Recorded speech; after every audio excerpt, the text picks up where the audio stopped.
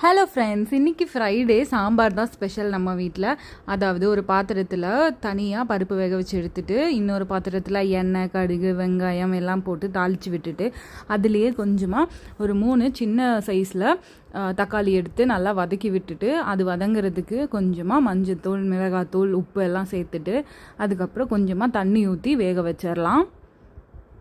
தண்ணி ஊற்றி வெந்துட்டு இருக்கும்போது நம்ம கட் பண்ணி வச்சுருக்கிற முருங்கைக்காய் இருக்குது இல்லைங்களா, முருங்கைக்காய் சேர்த்துக்கலாம்.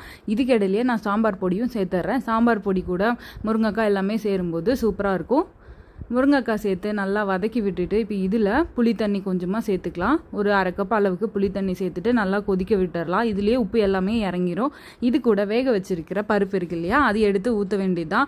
அதுக்கப்புறம் நல்லா தேவையான அளவு தண்ணி ஊற்றி நல்லா கொதிக்க விட்டு எடுத்தோம்னா சூப்பரான ஒரு பருப்பு சாம்பார் ரெடி. இதுக்கு தோசை, சாப்பாடு எதுக்கு வேணாலும் வச்சு சாப்பிட்டுக்கலாம். சூப்பரான சாம்பார் ரெடி ஆயிடுச்சு. இந்த வீடியோ பிடிச்சிருந்தா